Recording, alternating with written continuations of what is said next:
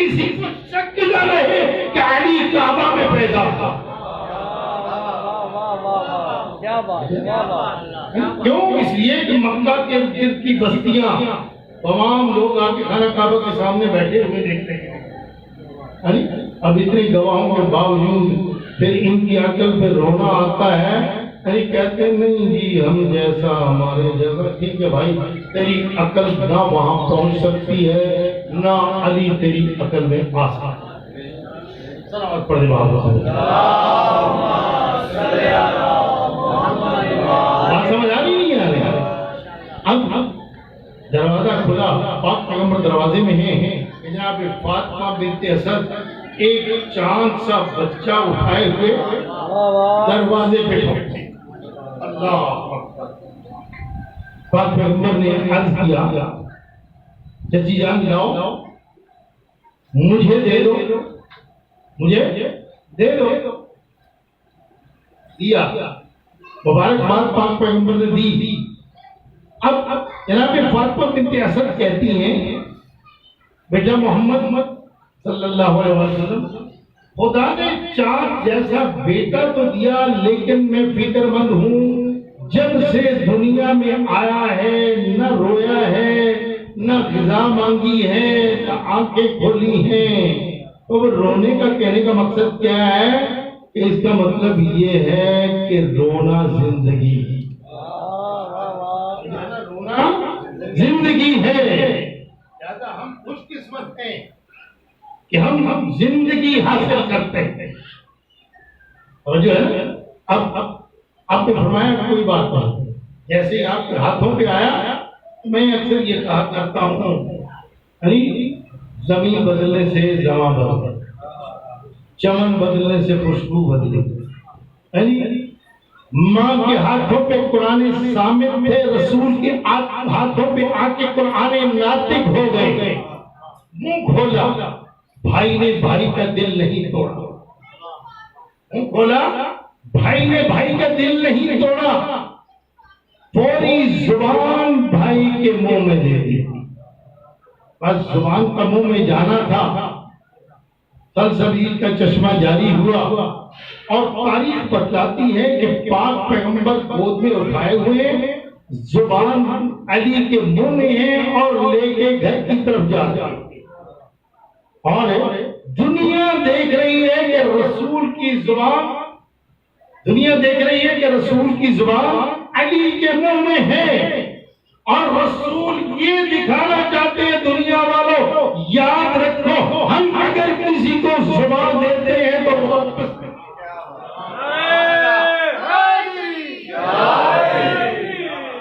ہم کسی کو زبان دیتے ہیں تو واپس سے نہیں لیتے. لہذا وقت کے دامن میں گنجائش نہیں ہے کہ مزید آگے بڑھا جائے. ہاں جو علی تھا، خدا نے جتنے فرزند دیے اپنی جگہ پہ کمال تھے، لیکن جناب عباس اپنی مثال تھے. جو ہے اور جناب عباس کی شجاعت تاریخ شاہد ہے. شمول یہودی، اس نے زازان کندی ایک بہت بڑا بہادر پہلوان تھا. اسے کہا کہ اس طرح کرو مدینے میں جاؤ، علی کو پکڑ کے لے آؤ. اسے نہیں جا سکتے، اس کا سر لے آؤ، تمہیں منہ مانگا انعام دوں گا، تمہیں منہ مانگا انعام دوں گا. اب زازان کو بہت پتا کہ علی کون، اپنی بہادری کے مستی میں مدینے پہنچا، جانتا نہیں تھا. اتفاق سے مدینے کی ابتدا میں ہی جناب عباس سے ملاقات ہوئی. جو ہے نا جناب عباس سے ملاقات ہوئی اور تاریخ لکھتی ہے کہ جناب عباس کی عمر اس وقت 15 یا 16 سال تھی. 15 یا 16 سال تھی. اب جناب عباس سے یہ پوچھتا ہے کہ تو علی جانتا ہے؟ کس لیے؟ تو کیوں پوچھتا ہے؟ کہا میں اس لیے پوچھتا ہوں کہ میں زازان کندی ہوں، یہاں کا مشہور پہلوان ہوں عرب کا، اور اس لیے آیا ہوں یا علی کو قید کر کے لے جاؤں گا یا اس کا سر لے جاؤں گا. جناب عباس نے فرمایا کہ بھائی اس طرح کر واپس چلا جائے. کیوں اپنی جان کا دشمن ہوا؟ کیوں اپنی جان کا دشمن ہوا؟ تیرے کام نہیں ہے، تیرے بس کی بات نہیں ہے علی کو قید کرنا یا علی کا سر لینا تیرے بس کی۔ اسے کہا نہیں آپ بتائیں، اسے کہا نہیں اس طرح کرو کہ اگر تو اتنا ہی گھمنڈ میں ہے آپ پہلے مجھ سے مقابلہ، اور جو ہے نا آپ پہلے مجھ سے مقابلہ کر۔ اب کہنے لگا نہیں تو بچہ ہے، تیرے ساتھ مقابلہ کرنا میری توہین ہے۔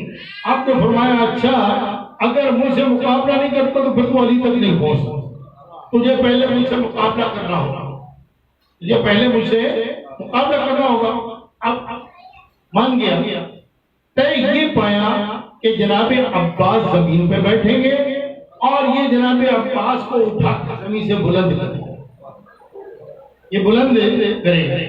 جناب عباس بیٹھ گئے، زور لگایا نہیں اٹھائے گئے، دوبارہ پھر زور لگایا نہیں اٹھائے گئے، چند مرتبہ زور لگانے کے بعد جب تھک گیا تو کہنے لگا نہیں حضور میں نہیں آپ کو اٹھا سکتا۔ آپ نے فرمایا کہ اچھا تم بیٹھو میں جیسے بیٹھا سرکار نے ہاتھ ڈالا اٹھایا اور اوپر اچھال دیا۔ یہ تاریخ کے الفاظ ہیں، کچھ مدانی سے پڑھ رہا ہوں۔ اچھالا جیسے ہی نیچے آیا ابھی زمین میں گرنے نہیں دیا، پھر اچھالا 3 مرتبہ سرکار نے اچھالا۔ جب چوتھی مرتبہ اچھالنے لگے تو کہنے لگا نا بس، آپ نے زمین پہ پٹکا اور سینے پہ پاؤں رکھ کے کہا ہاں اب بتا تو میرا مقابلہ نہیں کر سکا، میں تو علی کے بچوں کا غلام ہوں، تو علی کا مقابلہ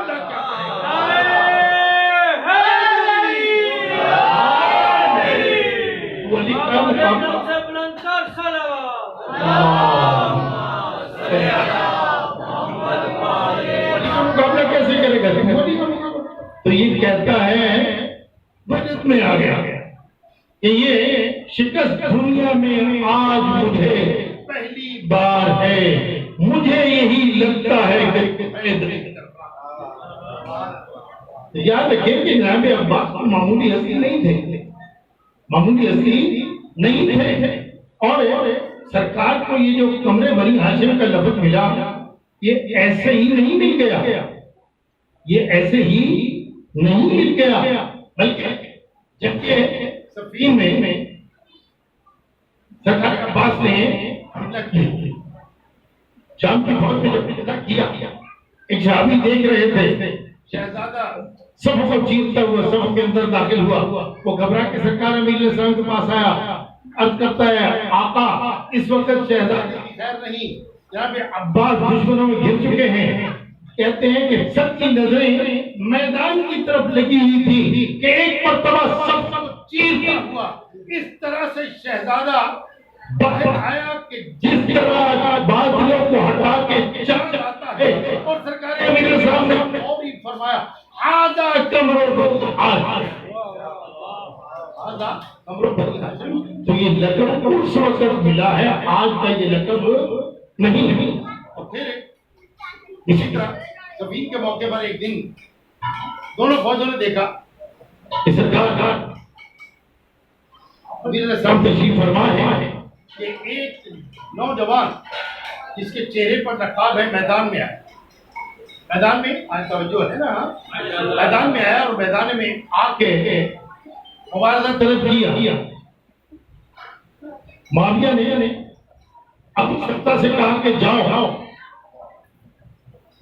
اس کا سر قلم کر کے لاؤ۔ ابو شفتا کہتا ہے تو میری توہین کر رہا ہے، تو میری توہین کر رہا ہے، شام والے جانتے ہیں میں 1000 جوانوں کے مقابلے پہ اکیلا، میں 1000 جوانوں کے مقابلے کا اکیلا ہوں، اور تو ایک بچے کے مقابلے مجھے بھیج رہا ہے۔ جب سرکار کو صلوات پڑھ دے بابا،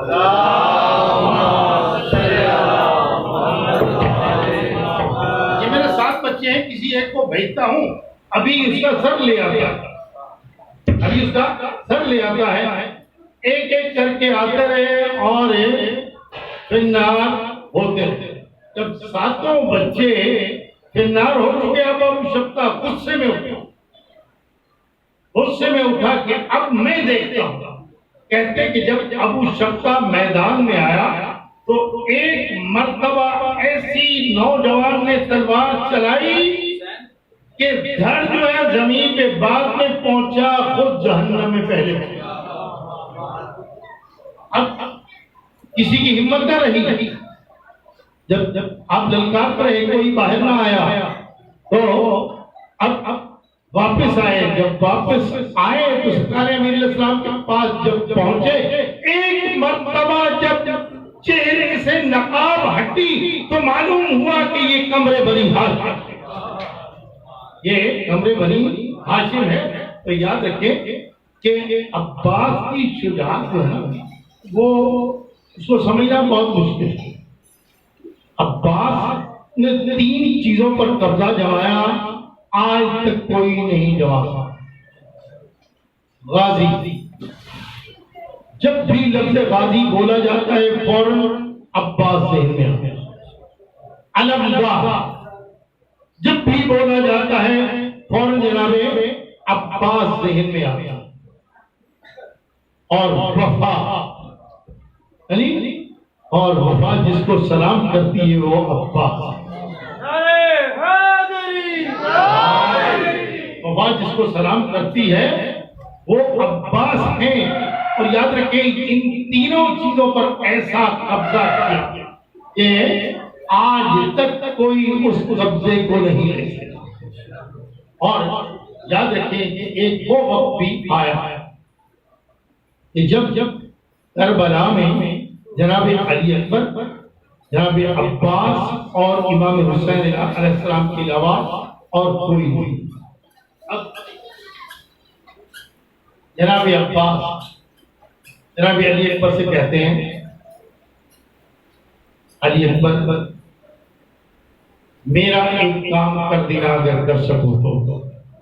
میں سن رہا ہوں کہ اشعیاء کا یہ ارادہ ہے کہ جب مظلوم کربلا کو شہید کر دیں گے تو آپ کی لاش کو گھوڑوں سے بحال کریں گے. اللہ رو کے کہتے ہیں علی اکبر اگر ہو سکے تو میری شہادت کے بعد میری لاش عمر صاحب ملعون کو دے دینا اور کہنا یہ میرے چچا کی لاش ہے، میرے چچا کی لاش کو امال کر دو. لیکن وہ کہتے تھے میرے آقا حسین کی لاش کو امال کر دو. میں کہوں گا آقا آپ نے تو بہت کوشش کی لیکن آپ کے آقا کی لاش کو امال ہونے سے نہ بچ سکتی. جناب علی اکبر نے کہا چچا کوشش کروں گا لیکن میں بھی آپ کے پیچھے آ رہا ہوں. سرکار بار بار جا کے سوال کرتے ہیں آقا اجازت دو. آخر میں کہتے ہیں آقا اگر لڑنے کی نہیں تو مرنے کی اجازت دو. آپ یہ سوچتے ہیں کہ ایک شجاع، ایک بہادر کے لیے یہ کیسا صبر آزما مرحلہ ہے کہ جب اس کو لڑنے کی اجازت نہ دی جائے. کہا عباس تو میرا زور بازو ہے، تو میرے لشکر کا سپاہ سالار ہے. رو کے کہتے ہیں آقا وہ لشکر ہی کہاں رہا جس کا میں سپاہ سالار ہوں. عزادارو یہ باتیں ہو رہی تھی کہ ایک مرتبہ خیمے سے آواز آئی عباس خیمے میں آؤ. جناب عباس جب خیمے میں گئے کیا دیکھتے ہیں کہ جناب سکینہ کے ہاتھ میں خالی مشکیزہ ہے، 40 کے قریب چھوٹے چھوٹے بچے ہیں اور کہتے العطش کی صدائیں آ رہی ہیں. جناب سکینہ رو کے کہتی ہے چچا چل جیسا چچا موجود ہو میرا بھائی اللہ نے سب 3 دن سے پیاسا. عزادارو جناب سکینہ نے مشکیزہ پہنایا، امام کی بارگاہ میں حاضر ہوئے، اجازت ملی اور مقبر کی کتابوں میں ایک عجیب جملہ ملا تھا. جب سرکار گئے 4000 کی فوج دریا کے کنارے راستہ روک کے ہوئی. آپ نے فرمایا قوم العینوں نواسہ رسول کو پانی دے دو. ہر جانور تک پانی پی رہا ہے، لیکن نواسا رسول اور اس کی اولاد پیاسی. قیمت لینا چاہتے ہو تو عباس قیمت دینے کو تیار. کہا عباس کیا دو گے؟ کہا کیا مانگو؟ تو مانگو گے دوں گا. کہا زرہ دو گے؟ سوچنے کی بات ہے، میدان میں بہادر زرہ نہیں. کہا نہیں، میری زرہ لے لو، مجھے ذبح کر دینا، لیکن میرے آقا کے بچوں کے لیے پانی لے جانا. کہا اچھا تلوار دو گے؟ کہا ہاں تلوار دو گا. کہا علم دو گے؟ ایک مرتبہ جوش میں آیا اور کہا کہ میں اپنی چیزیں دے سکتا ہوں، علم سرکار کا ہے وہ آپ کو نہیں دے سکتا. اور ایسی شجاعت دکھائی کہ یاد رکھو 4000 کے لشکر کو چیرتے ہوئے فرات کو پہنچے، گھوڑے کو فرات میں ڈالا، مشکیزہ بھرا. اب بعض لوگ دیکھ رہے تھے کہ شاید عباس پیاسا ہے پانی میں. ایک مرتبہ پانی چلو میں لیا اور گرا دیا اور کہا نہیں، پانی میں آقا کے بچے پیاسے ہیں. عزادارو جناب عباس جب واپس پلٹے اب اشقیاء کو دھکیلتے ہوئے روکتے ہوئے آ رہے ہیں. ایک شکی ملعون نے چھپ کر دائیں بازو پر وار کیا، مشکیزے کو بائیں بازو میں لیا. کچھ دیر کے بعد ایک شکی نے چھپ کے وار کیا، بایاں بازو گرا. سرکار نے مشکیزے کا تسبہ دانتوں میں لیا اور سینے پہ لے کے خیمے کی طرف بڑھ رہے ہیں کہ کسی طرح میرے آقا کے بچوں کو پانی پہنچ جائے. عزاداروں ایک ظلم کا تیر آیا، مشکیزے کو لگا، پانی گرا اور پانی گرنے کے ساتھ ہی آپ کے سینے میں ایک تیر لگا. اب سوچو کہ جس کے بازو نہ ہو وہ گھوڑے سے زین سے زمین پر کیسے آیا ہوگا. اب ایک مرتبہ صدا دی، آقا ہو ادرکنی. اس صدا کا گونجنا تھا کہ مظلوم کربلا کہتے ہیں الان انکسر زاری وقلت حیلتی. ہائے میری کمر ٹوٹ گئی، کوئی سہارا نہ رہا. جب امام حسین السلام آپ کی لاش پہ پہنچے، اب کچھ رمق باقی ہے. کہا عباس کوئی آخری خواہش؟ کا آقا آخری خواہش یہی ہے کہ آپ کا ایک مرتبہ پھر دیدار کر لوں. کہا عباس بھائی کا چہرہ حاضر ہے. اب کہتے ہیں کہ آقا ایک آنکھ میں تیر لگا ہوا ہے اور ایک آنکھ میں خون ہے، میں دیکھ نہیں سکتا. امام نے آنکھ کو صاف کیا، جب چہرے کو دیکھا تو ایک مرتبہ رو کے کہتے ہیں آقا کیا اس غلام نے اپنا حق ادا کر دیا؟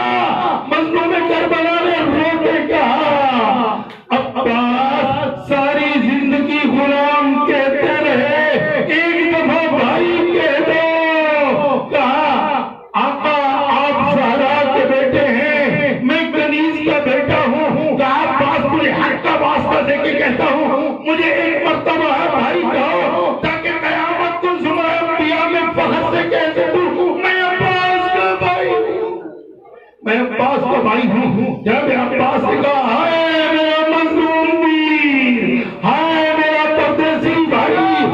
یا عباس یا عباس یا عباس یا عباس یا عباس یا عباس یا عباس یا عباس یا عباس یا عباس یا عباس یا عباس یا عباس